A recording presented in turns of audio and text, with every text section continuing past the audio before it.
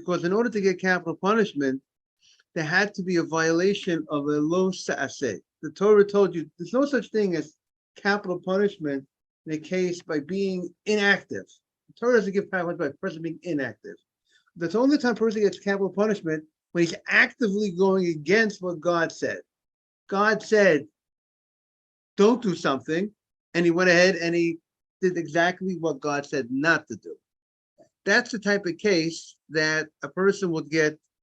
That's the case where the Torah could possibly give capital punishment, depending on the type of crime the person says. Don't murder. Person murders, he gets capital punishment. Now the question is, would we also give him lashes, malkut? Because the general rule is, when the Torah says don't do something, and you don't listen and you do an action against what the Torah said, there will be lashes for such a. That's the general. There are many exceptions to the case, but there's 207 cases that we know that there's lashes.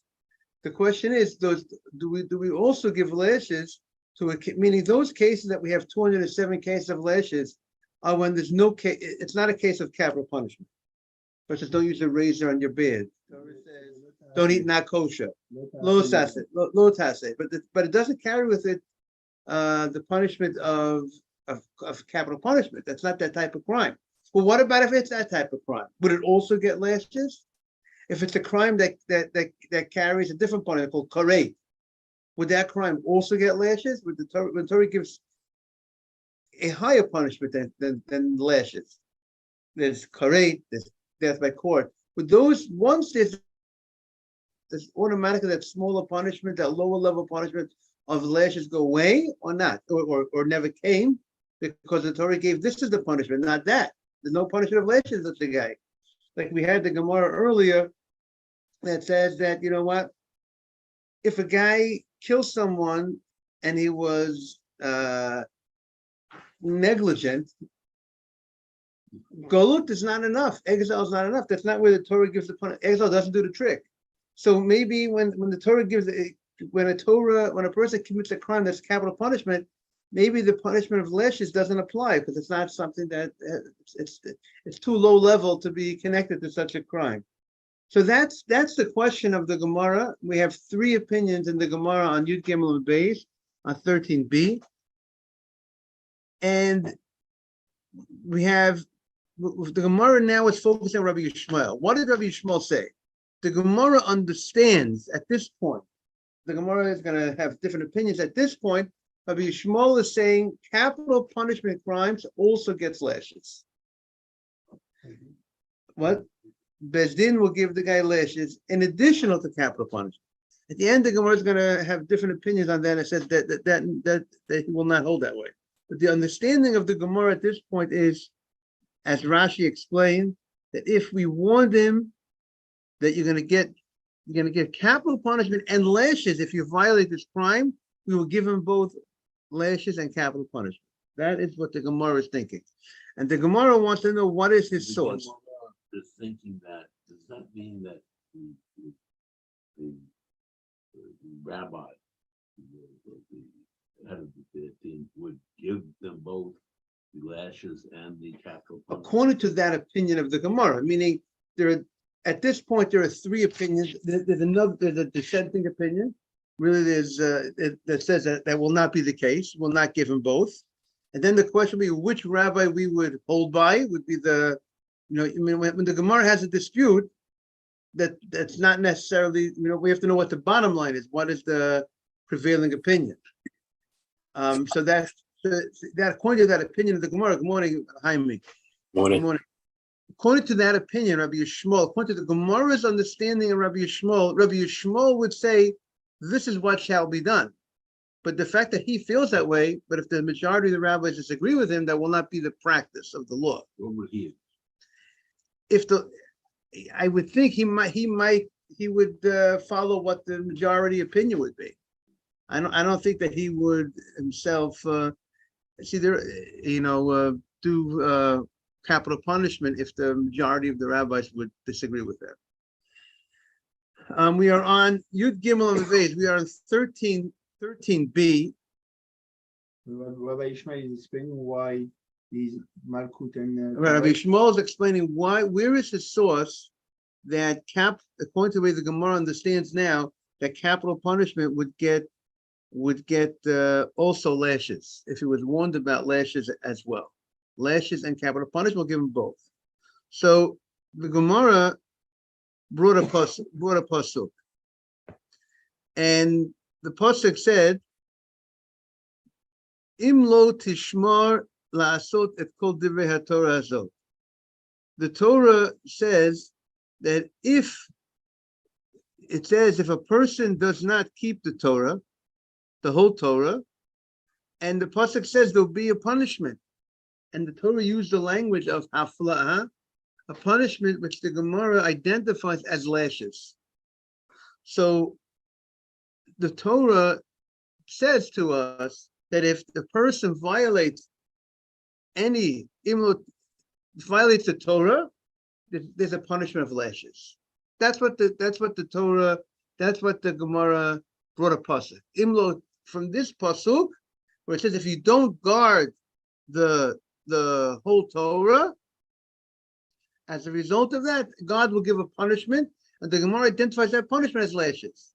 So the Gemara asks, if that's the case, if it's such a broad source, so why is it limited to only if a person does something against the Torah, proactively against, that should also incur lashes for being inactive? But you also did not guard the Torah, because the Torah says to put on tefillin, and you didn't put on tefillin.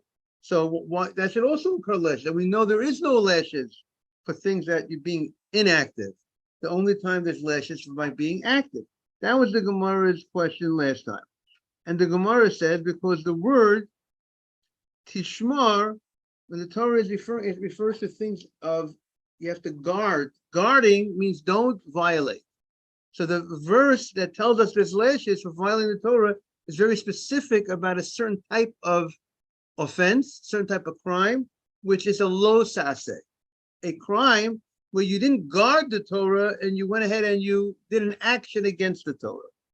So that's what the Gemara, that's what we got up to on Friday. Then the Gemara asked the question, Ihachi lav she'ein bo ma'aseh nami. This is in the art scroll. It's in 13b1 on the bottom right corner. 13b1, bottom right. So the Gemara says, Ihachi lav she'ein bo ma'aseh nami.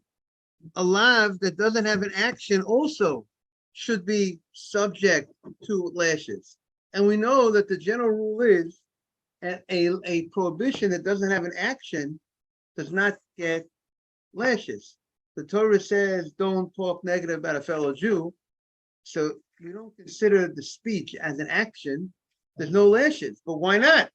If you violated the Torah, but the Torah says if you don't guard and you did a lo saseh, you did something what Torah says don't do, when you went in you were proactive against the Torah, so why shouldn't you get lashes for being proactive and talking negative about a fellow Jew? Good morning. You can sit right here if you want. Right here. So the Gemara answers, the verse says la'asot ksiv. The pasuk says la'asot ksiv. La'asot means when you go ahead and you want to sit right here, is that good? When you go, morning. When you did an action, the bottom line, the last line of 13b1, if you did an action, the pasuk that is very specific about an action type of violation, right? There's different types of violations. You violated Torah through an action, or you violated Torah, you did something against the Torah. There's that middle ground. You could do something against the Torah, but without an action. You were active without an action. How were you active without an action? You spoke bad about a fellow Jew. That you were active. You did something, but right. It is a speech, but we don't consider words in that respect as an action to get lashes. It was a mere speech, even though we consider speech very serious. and it's a very serious thing, but it's not a serious enough action to give lashes for. Muzzling is when you have an animal and when you close its mouth, or you lock its mouth, then in order that it can't eat. Well, let's give another example. Torah says, don't leave the korban over to the morning. And you went ahead and you left it over to the morning. You were inactive, you didn't do an action, but you violated. Torah says, don't do that. And you actually did something. You could be doing something and you didn't do an action, but you violated the lo sas. Said, don't do this, and you did it. You did something. You did something by being inactive, right? You were not active, and you violated yet there's no lashes. So the Gemara says, Yihachi, lav she'ein bo ma'asen nami. A lav that doesn't have an action, so the Gemara answered, la softzeh. Because you have to, the only time there'll be lashes if he does an action. And if you're inactive, even if you violated a losas, even Torah says don't, what is called the negative command. Torah says don't do this, and you did it. But how did you do it? By being inactive, there's no lashes. But the verse states you have to la'asot. You have to do something in order to get lashes. Is that clear, Mr. Haber? Now, then the Gemara says, I have a different case. The Gemara says, lav shenitik la'asei nami. There are certain lavim in the Torah that are removed. The Torah says, don't do this. Then the Torah says, but if you do it, I have a way to fix it up. Torah says, don't steal. What's the law if a person steals? Give it back. And that's what the Torah says. And because, and I saw amazing yesterday, where did I see? I saw somewhere that says that even if you go ahead and you say vidur, you confess that 100 times during the day, and you bring the greatest offerings to Hashem, if you don't give back what you stole, you're not forgiven. I don't care. You could fast 100 fasts. You could confess. You're not forgiven for that sin unless you give back what you got to the other guy. Giving to the poor is not going to help. Stealing from the rich and giving to the poor is not going to help. So, good morning, Yosef. So the Gemara, now we have this rule. Sometimes the Torah says, don't do something. And the Torah says, if you did it, I want you to do the following. Torah says, don't steal. And then the Torah says, but if you did it, return it. Torah says, don't leave over to the morning, the korban. And if you did it, burn it. So what's the laws of those cases? The laws are that since the Torah told us how to fix it up, there's no lashes in such a case. Even though you did an action. The Torah says, don't go ahead and what? Don't go ahead and steal. And you went in and you went to the other guy's house and you stole. You took something in the other guy's pocket. You pickpocketed the guy. You actually did an action. Yet the law is, if the Torah tells you how to fix it up, that's it. There's no other punishment. That's what you got to do. Just fix it up. The Torah is telling you, I'm not giving lashes of the case. There's a different fix for this case. What's the fix?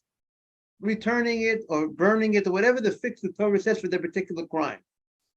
But if there was an action done, we should say it should get lashes. But we have a verse, the pasuk says, if you didn't guard the Torah and you did an action, you should get lashes. So how do we have a right to say, so why is it that when the Torah gives you something, the way to fix it up, that removes the lashes?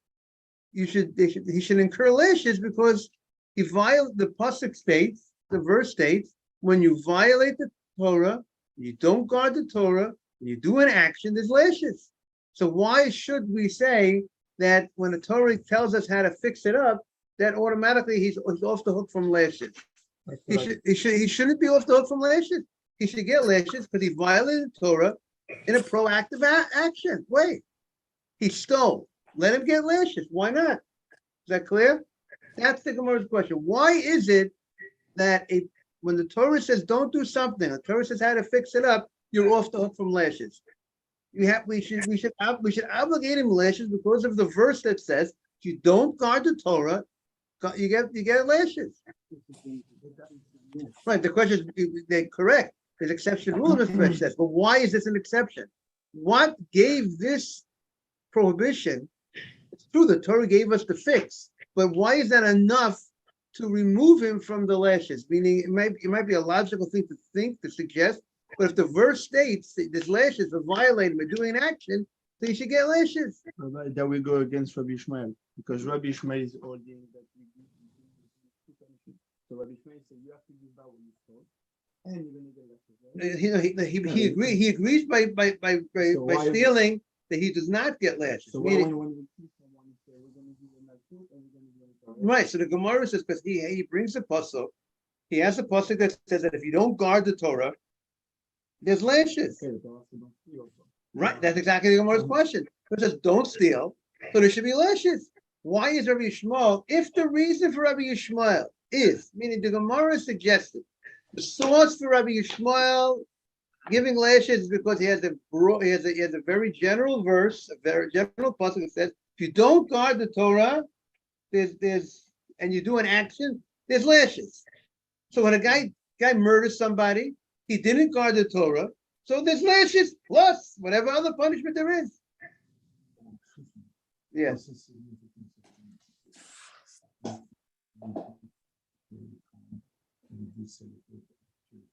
Right.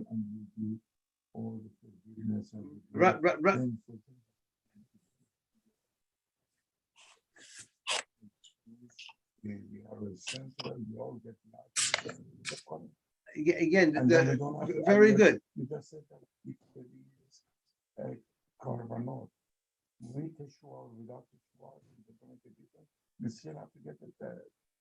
Right, lashes. If a person, let's say, eats not kosher, and he was warned not to eat you're not allowed to eat not kosher, and he eats not kosher, chas v'shalom. Even though he does tshuva, he's still going to get lashes. Lashes, the tshuva will not take away from the lashes. In today's day and age, where we don't have lashes, so the tshuva was probably by repenting and together with Yom Kippur, that combination will get him off the hook. But in the time when there was a court and the court gave up punishments, tshuva, repentance, does not remove lashes. He still gets lashes. Right. So again, remember, Mr. Bitesh, if someone wasn't warned, the fact that the court won't kill him for murder, God will take care of him. There's nobody gets away with anything. There's nobody gets away with it. It might look like some people are getting away with anything, but nobody's getting away with anything. So that's the Gemara's question. Why is it that a lav, a violation that carries with it an action, which the Torah says how you fix it up, if you violate it, you are off the hook from lashes. You should get lashes because of the general verse that states, if you don't guard the Torah and you do an action, there's lashes. So the Gemara says, because there's a role model that we follow. Who's the role model? Who's the poster boy? Who's the case?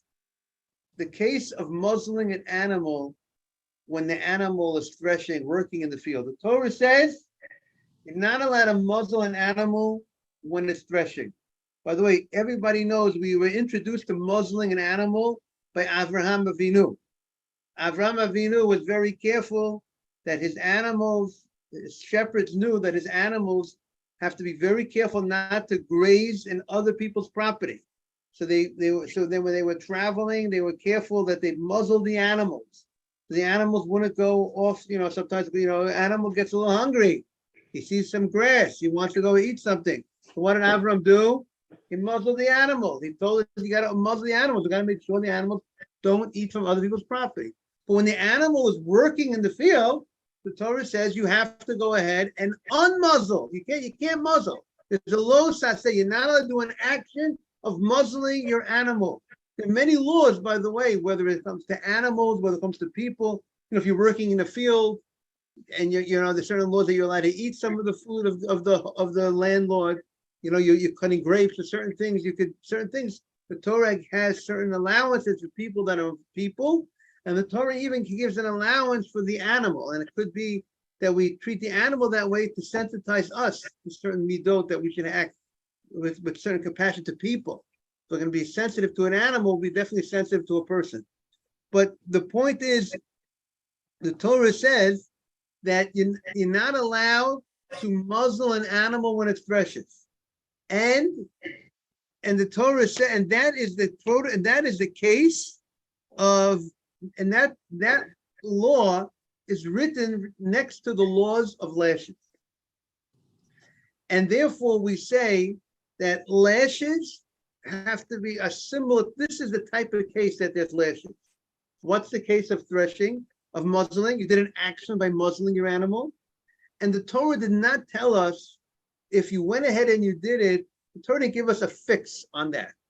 Obviously, you would remove, the Torah didn't say, okay, if you did muzzle your animal, now I want you to do the following, how to fix up your sin. Obviously, you remove the muzzle. But let's say you remove the muzzle, but you did the sin. The sin was done. How do you make up for the sin? How do you get atonement for the sin that was just done, that you muzzled your animal while it was threshing? The Torah didn't tell us what you need to do. So the case, what will be, he'll get lashes for that. So therefore, the only type of case that there's lashes is a case where the Torah did not tell us how to fix it up. But in a case where the Torah tells us how to fix it up, there's no lashes. Again, the Torah tells us lashes. What type of case gets lashes? It needs to match the case of threshing with a muzzle. And what is some of the match? One of the things is threshing with a muzzle. The Torah does not give us a fix for it, for that sin. Stealing, Torah gave us a fix. Return it. Leaving over to the morning, Torah gave us a fix. Burn it. The Torah did not give us a fix on the prohibition of muzzling an animal. Therefore, the case that the Torah gives the punishment of lashes is something where the Torah did not give us a fix.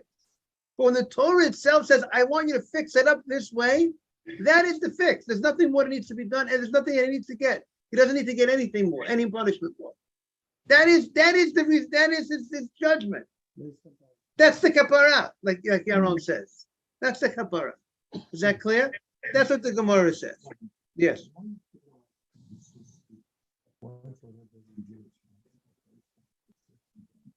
So, some people are ignorant. They don't know the others.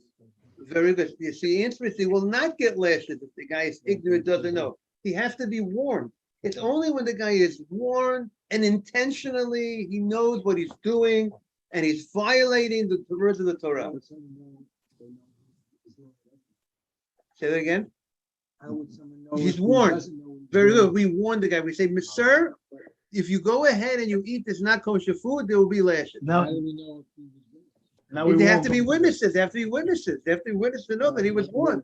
If we don't know that he was warned, he could say, I was not warned. The court can't give lashes. If it wasn't established, the guy was warned.